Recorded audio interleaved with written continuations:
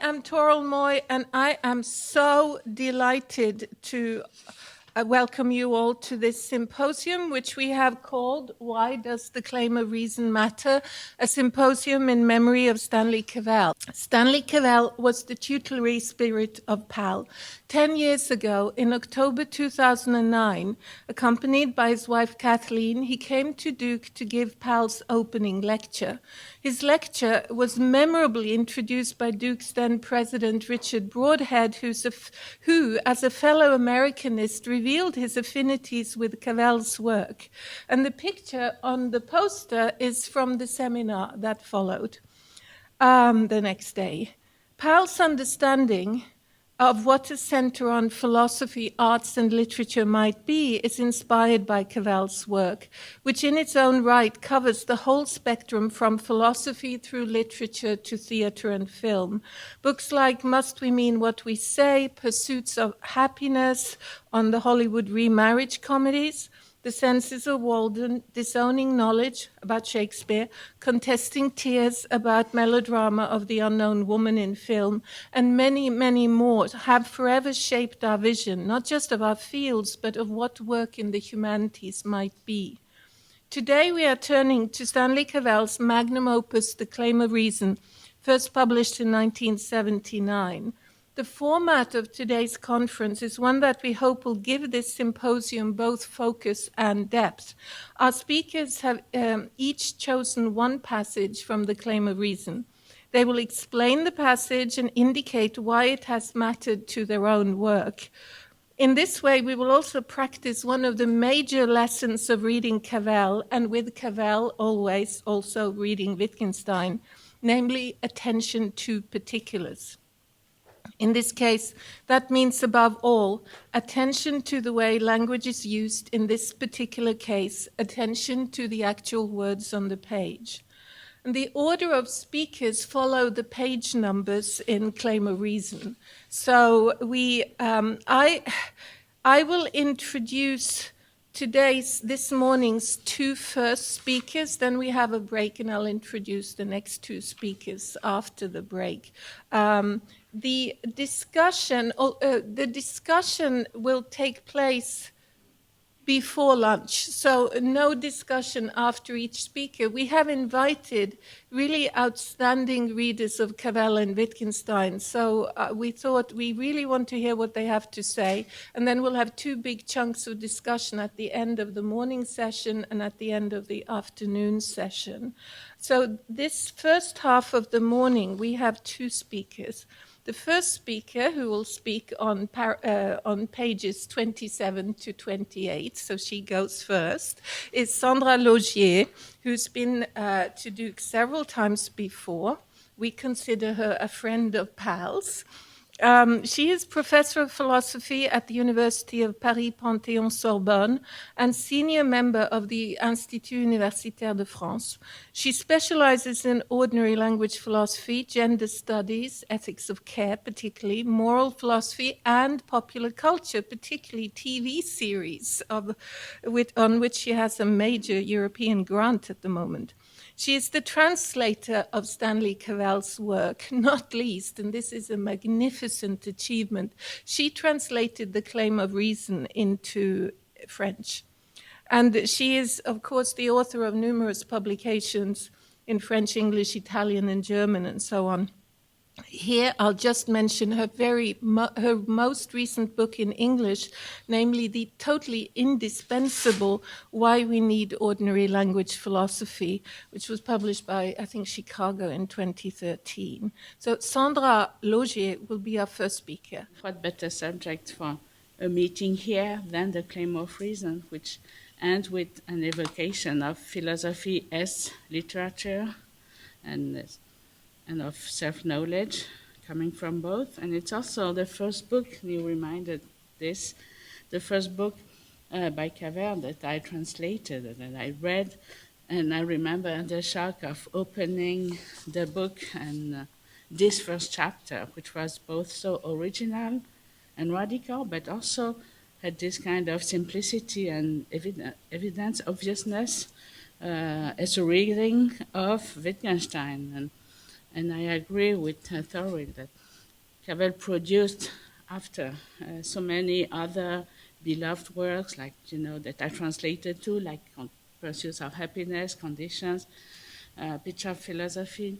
But even in these books, there's always the desire to return to the claim of reason. It's really about making it understood that language is spoken, pronounced by a human voice within a form of life, and in the claim of reason, his aim is first, in the beginning, to shift the question of the common shared use of language, which is somehow admitted in the standard reasonings of Wittgenstein, toward the less explored question of the subdefinition of the speaker and the subject as a voice. And so this is the moment of the reintroduction of the voice into philosophy, and it comes from the political voice, strangely, at the beginning of the claim of reason, because this is the question of the we, or the us. I mean, the voice is both a personal and general expression, and it is what makes it possible for an individual voice to become shared. And this is why the idea of voice is the idea of a claim, and the singular I claims a shared common validity. It claims the us. So every spoken word is a claim, and you see it in the very beginning of the passage about to speak for oneself. Politically is to speak for the others with whom you consent to association. And so here, subjectivity, or the I, becomes a political question. It's a question of representation and the subject's expression by her or his community, and conversely, the community's expression by the subject. So the philosophical point of turning to what we say, so Austin's point, of course, Wittgenstein too, appears when we ask ourselves what it is to say anything, and what this we is. How do I myself know what we say in such and such circumstances, and in what way is the language that I speak inherited from others, from the elders? Is it mine?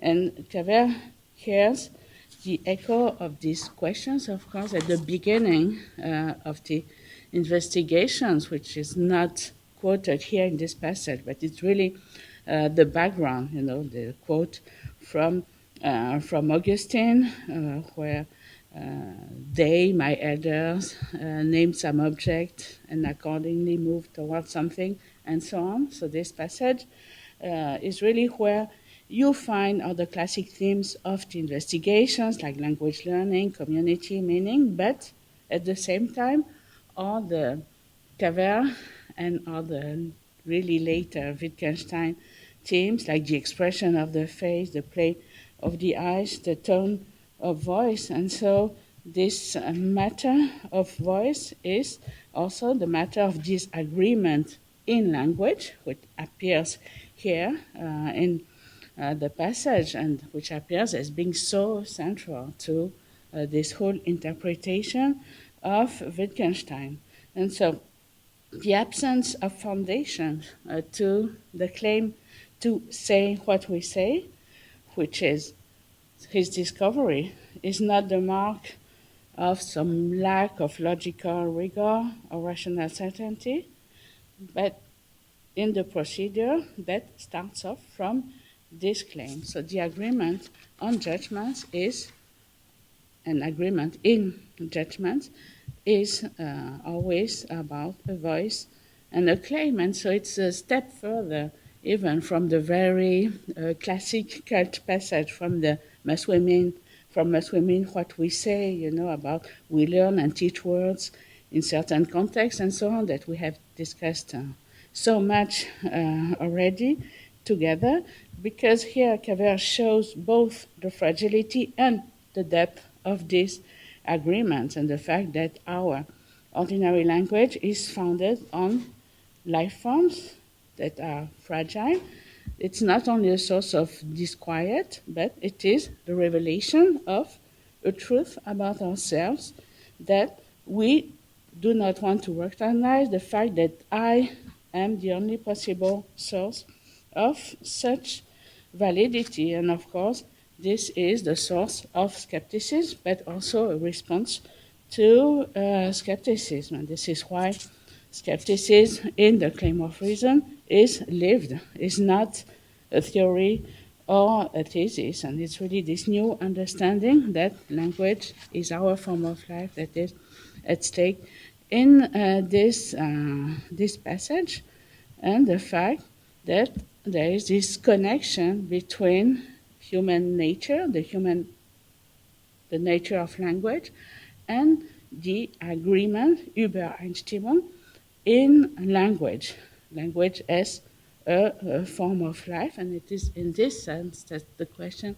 of language agreements reformulates the question of the human condition, and that acceptance of this natural condition goes hand in hand with acknowledgement of these language agreements. So the philosophical problem raised by ordinary language philosophy is completely explicit here already in this passage, and it's a question of our criteria, and it is also a way to explain the particular tone of the investigations, the kind of autobiographical tone that he already here discovers in the book. A little earlier, before the passage, he says, it can seem sometimes that Wittgenstein has undertaken to voice our secrets we did not know were known or did not know we shared, and then, whether he's right or wrong in a given stance, the very intention or presumption will seem to some outrageous. So it's really also the outrageous character of ordinary language philosophy, but of any claim, any language use that is at stake in this passage. And this means that also we are not agents of the agreement. Language precedes this agreement as much as it is produced by it. And this is the circularity that somehow constitutes both skepticism, but also the nature of language use. And the solution cannot be found in conventionalism, because convention does not constitute an explanation of the functioning of language. It's really another difficulty. And to agree in language means that language produces our understanding just as much as it is the product of an agreement. And there is a passage, actually Juliet is going to comment on it, it's transitional. Underlying the tyranny of convention is the tyranny of nature. And it's really about the legitimacy of the claim to know what we say and why it is actually a political claim. So it's interesting, because in many books you would have, language and ethics and the political at the end, and actually he starts with the political and the fact that the central enigma of rationality, and you remember that the claim of reason was from a dissertation called the claim to rationality. So it's not claim of, but also claim to. And when you have this claim to rationality, it is this very possibility for me to speak in the name of others that remains to be seen and justified. It remains to be seen what authorizes me or gives me title and titles me, because title is also a name for claim, to refer to it. And so if you read this passage, again, you understand that I am not, for Cavell, and it's really the beginning of the claim of reason, I am not by definition representative of the human and the agreement, can always be broken, and I can be excluded or exclude myself from the community, and both the linguistic community, the political community, and the moral community, and the possibility of disagreement is inherent even to the idea of agreement from the moment I claim my representativeness. The risk is exclusion from community and from the form of life altogether. So the idea and the question of the social contract underlies the question of language agreement. It's not the other way around. And so this is why this whole analysis of Rousseau is so surprising and exciting at the beginning of the claim of reason. So if my society is my expression, it should also allow me to find my voice, and if others stifle my voice, speak for me, then I am, as it is said, page 28, I am voiceless, or I have nothing to say, voiceless, not even mute. And so this is also a way, of course, to formulate the alternative between the private and the public, which is at the core of, Wittgenstein studies, but was taken in a completely different way in the claim of reason, because there is not an alternative between private and public. It's kind of the destruction of this alternative at the beginning of the book. If I do not speak, it's not that there is something that I cannot say that is inexpressible, but it's because I have nothing to say. And so this is also why this whole idea of agreement in language is understood for Cavell in terms of voice. In Übereinstimmung here, you, of course, understand or hear the word Stimme, the universal voice, and this is also why the claim is, the title is referring to this whole idea of the universal voice that was discussed in Must We Mean What We Say, of course, in chapter 3, but here it comes back with the concept of claim, and it's, of course, coming from Kant and this whole discussion between private and public judgment, and the fact that the judgment of taste demands universal agreement. So this is something that comes from Kant and Must We Mean What We Say. But here, if you define ordinary language as voice, as a human voice, the voice of the I who speaks in the name of all others, in this arrogation of the voice, and the arrogation, this word arrives later. It's in the pitch of philosophy, but it's really here in this passage with the idea of claim and voice.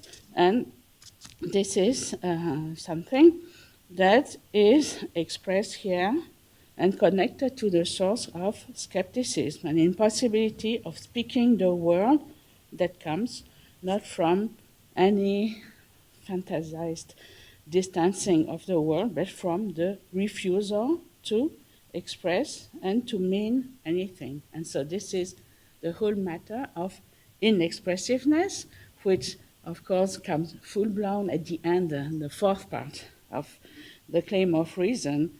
But this very anxiety of the weight of expression, of being, meaningful and expressive, is something that appears already in this interrogation about what happens if I am to have a native tongue.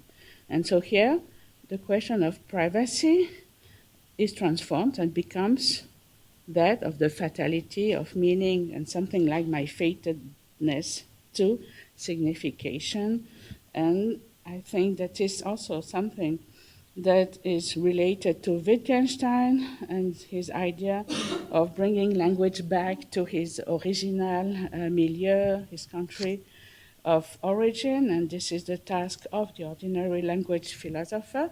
But Cavell here goes immediately further and it is also the idea of an essential passivity of the speaker in relation to the voice. And then you have this whole passage in the Pitch of Philosophy where he mentions this abandonment to my words as if to unfeasible epitaphs presaging the leave-taking of death, that I know my voice, recognize my words, no different from yours, as mine. And so this idea of, this temptation of inexpressivity, but also what he calls the inevitable extension of the voice, which will always escape me and which will forever find its way back to me, is really about this idea of voicelessness here in this early passage, what he calls later the terror of being expressive beyond our means. And so this whole connection between the voice, ordinary language philosophy, and this matter of voicelessness, inexpressiveness, and the political and ethical dimension of this is really something, I just add a few words about that, something that has really mattered to me so much after translating Cavell, because of course this whole idea of speech and voice and the fact that the subject, the I is eternally claimed and demanded, and so this search for both inexpressiveness and absolute expressiveness. And the study of that in his work is something that has mattered to me, not only, about, for example, woman's voice in contexting theirs, also Cavell's autobiographical project, and little did I know, because it's really about this temptation and of voicelessness. There's this whole passage where he says, he talks about his second analyst, I don't know who it was, but the simultaneous fear of inexpressiveness and of overexpressiveness is a recurrent topic of the material I had just decided to put aside as eluding completion by me in its thesis form, called the claim to rationality. So it's really for him the core of the passage from the thesis to this book. Also, of course, this whole idea of woman's voice and expressiveness is at the core of pursuits of happiness, with the human conversation represented by this conversation of the couple. And it's also all this work, Toril and Sarah and other women, we have started to defend the Wittgensteinian version of feminism. I think it really starts from these passages. So this was the first consequence. And the second consequence is really about the whole concept of the claim. I think the idea of the political claim is at the core of Stanley's philosophical work, but also his political relevance, and the fact that any individuals belonging to the community of language and her representativeness as a member of that community. How do we get the right to speak for the others? It's really at the core of any democratic claim today. So it's really still very actual, very present, but also really connected to ordinary language philosophy. And so here, I think the concept of voice, you have always this technical concept of the claim. And I had written also this entry on a claim in the dictionary of the untranslatables, because claim is obviously an untranslatable and unpronounceable term, at least in French, into French. You have in German, it's much easier with Anspruch, but you have also the idea in claim of the voice, but also the cry, the clamor. It comes from the French, actually, clamer. And so it's always something that is claiming with something, a political claim, without any outsourced warranty for the claim. And this is why, for Cavell, for all Wittgenstein's claims about what we say, he's always at the same time aware that others may not agree, that a given person or group might not share our criteria. And so finding a voice is really staking a claim. And claim is what a voice does when it bases itself on itself alone in order to establish an agreement somehow. So it's something that is always outrageous. So this is this outrage that appears here, and this is really the source of democracy. And there's another place where Stanley says, there are no rules to tell you how to stake a claim, and this is his criticism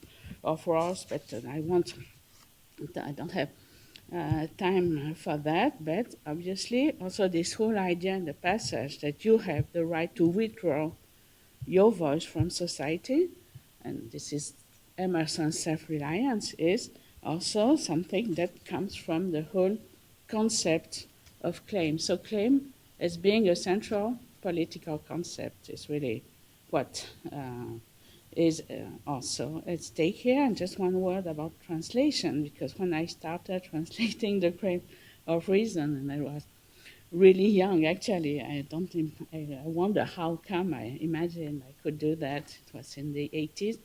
And it was really difficult. Of course, the first sentence was very difficult. So this was something. But also the title, because claim was so difficult to translate, and it was really a challenge. And so the choice at the end was to translate it les voix de la raison. So this translation, I show it here. So it's les voix de la raison, and it was a way, of course, it's not the right translation, but it was a way to keep the idea of claim and voice, but also to add the plurality of voices so present in this first chapter in order to picture political pluralism in its agonistic dimension.